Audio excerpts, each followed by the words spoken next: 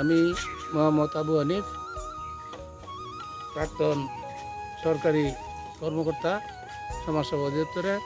আমি আমার এই 2.5 বিঘা জমিতে নদী খননের পর মাটি উঠাইছি। মাটি উঠায় জমি উঁচু করছি 8 থেকে 10 ফুট। এখন এটার চতুর্দিকে এই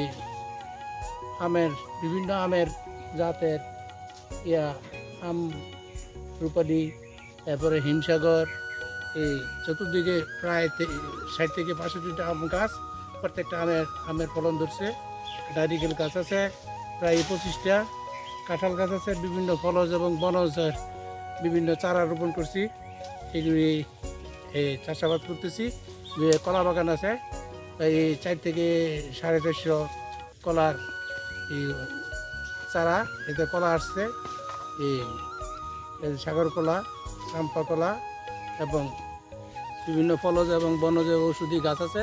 বিভিন্ন দূর দূরান্ত থেকে এই আগন্তুকরা আসে আমার এই চারা রোপণ এগুলি পরিদর্শন করে আসে।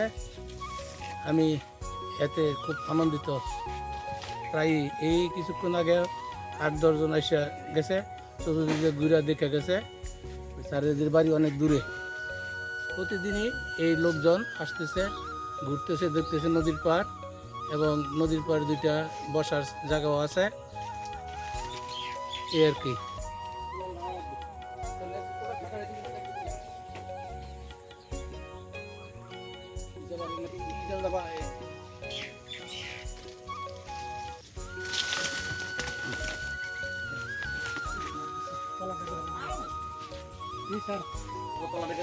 ওই পাশে আম গাছ আছে না, উঠতে পারতেন না কেন?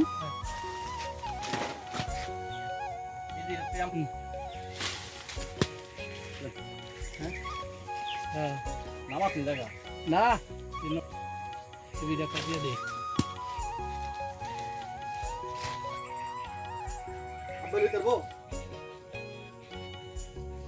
লাগিয়ে আল্লাহ